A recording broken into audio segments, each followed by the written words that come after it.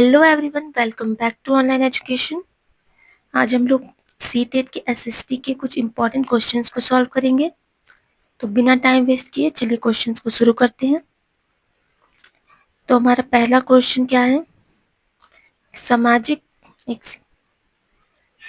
सामाजिक विज्ञान के अध्यापन में ग्लोब का उपयोग आवश्यक है।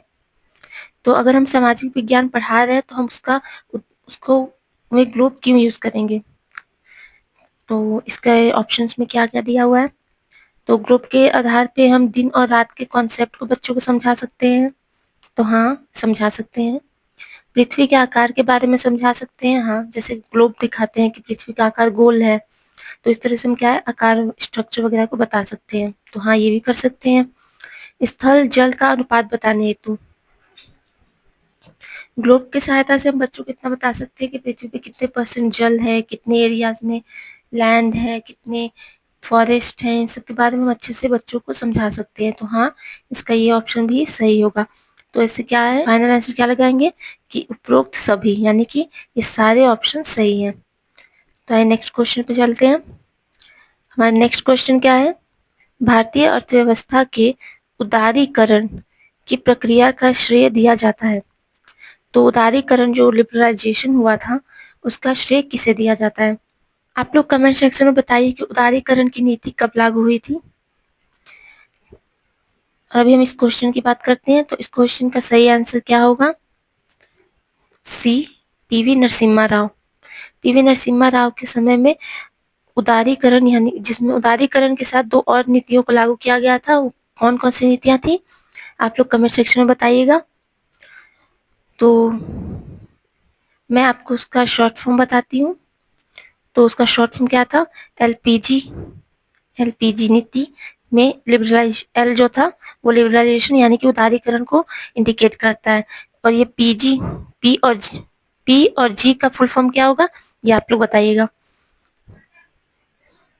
नेक्स्ट क्वेश्चन, राष्ट्रीय स्तर पर विद्यालय शिक्षा के पाठ्यक्रम को तैयार कौन करता है? यानी कि राष्ट्रीय स्तर पर विद्यालय स्कूलों में जो बुक्स वगैरह सिलेबस जो चलती हैं उनको तैयार करने की जिम्मेदारी किसकी होती है? तो इसकी जिम्मेदारी किसकी होगी? तो इस क्वेश्चन का सही आंसर होगा ए, एनसीईआरटी।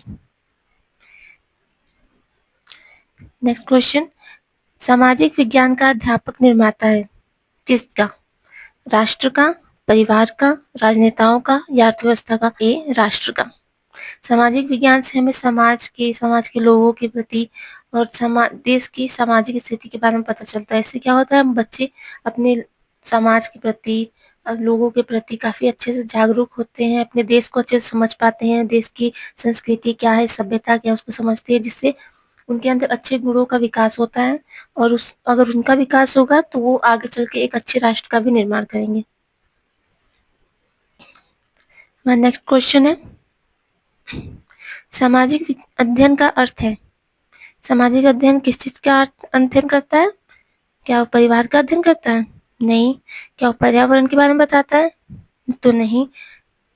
क्या समाज का अध्ययन करता है? हाँ। सामाजिक अध्ययन क्या बताता है? हमें समाज का अध्ययन करना बताता है। अध्ययन समाज के बारे में बताता है। ठीक है। नेक्स्ट क्वेश्चन, कौन सी संस्था बैंकों के कामकाज पर नियंत्रण रखती है? रिजर्व बैंक, सीबीआई बैंक, सरकार या ये सभी? तो आप सभी को पता ही होगा कि भारत में सारे बैंकों का बैंक किसे कहा जाता है? आरबीआई को। आरबीआई को। तो आरबीआई की स्थापना कब हुई थी, ये आप लोग कमेंट सेक्शन में बताइएगा। तो अगर हम बात करें कौन सी संस्था बैंकों के कामकाज पर नियंत्रण रखती है, तो वो है आरबीआई यानी कि रिजर्व बैंक। नेक्स्ट क्वेश्चन, चुनाव आयोग का मुख्यालय कहाँ है? तो ये बहुत ही इजी क्वेश्चन है, तो इसका आप सीधे से आंसर लगा सकते हैं कि दिल्ली में। नेक्स्ट क्वेश्चन, सामाजिक विज्ञान के किस उपविषय में विभिन्न देशों के मध्य संबंध का अध्ययन किया जाता है? तो ये आपसे क्या पूछ रहा है कि सामाजिक विज्ञान का कौन सा वो सब सब्जेक्ट है जिसके अंदर देशों के आपस के संबंधों के बारे में बात की जाती है। ठीक है, तो वो सब्जेक्ट क्या होगा? तो वो होगा आपका राजनीति विज्ञान। ठीक है। नेक्स्ट क्वेश्चन, प्रजातंत्र को जनता के लिए जनता के द्वारा शासन किसने कहा है? तो एक बहुत ही फेमस थॉट है और इस थॉट को दिया किसने है? तो अब्राहम लिंकन ने। ठीक है। नेक्स्ट क्वेश्चन, भारत का एकमात्र क्रियाशील ज्वालामुखी, तो भारत में कौन सी है और कहाँ पे है? तो वो है अंडमान निकोबार द्वीप पर।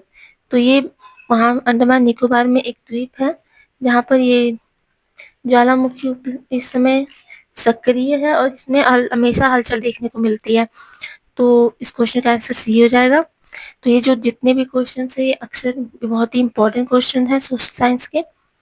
तो आप लोग इन क्वेश्चंस को रिवाइज कीजिए और के लिए बस इतना ही। Thanks for watching. Like share and subscribe जरूर करिएगा और वीडियो कैसी लगी आप लोग कमेंट सेक्शन में बताइएगा। Thank you.